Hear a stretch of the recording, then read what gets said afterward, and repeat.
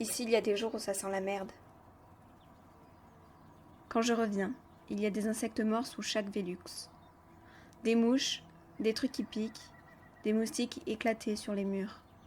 Parce qu'ici, il y a des moustiques toute l'année. C'est toujours ça qu'on dit. Je viens d'ici.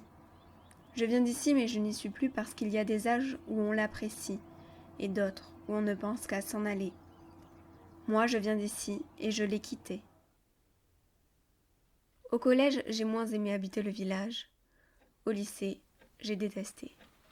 Pendant 7 ans, j'ai pris le seul bus qui passait matin et soir, à 8h12, à 17h30.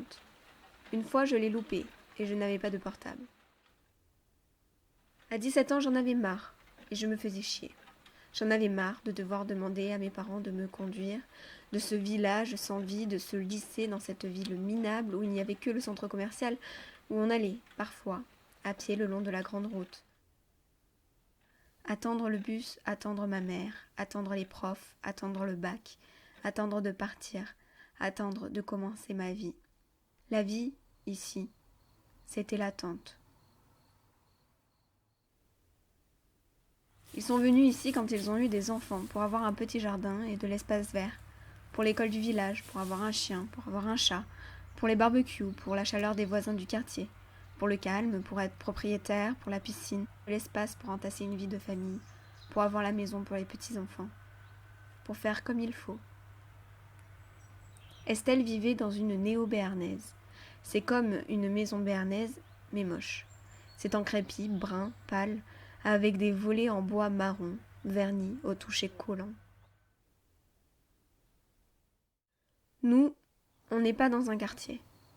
Mes parents ont acheté la maison en 1997, une belle maison béarnaise en galets, entourée d'un jardin plein d'arbres, de buissons, de pâquerettes, d'herbes, de cerisiers et de figuiers, de pissenlits, de gendarmes, de lézards et d'insectes inconnus, et de plantes inconnues, sauvages et pas taillées, pas coupées, pas touchées, presque laissées à l'abandon, ou enfin, à leur propre façon de vivre.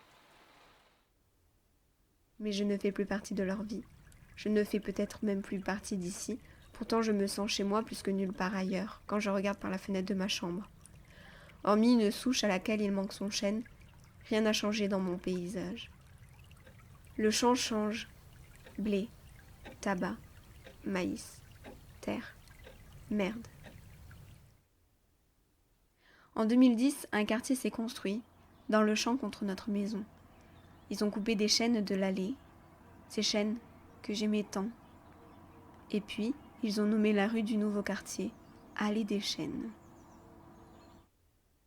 Dans ces nouveaux quartiers, il n'y a pas d'arbres. Il y a des murets en parpaing qu'on n'a toujours pas peints, des tas de gravier qui restent là, des fenêtres toutes petites, même celles qui donnent sur la campagne, toutes petites fenêtres. J'ai peur de plus tard, de ne plus voir d'insectes, d'oiseaux faire leur nid dans le tilleul, de lézards dont j'ai si peur, de chats chassés.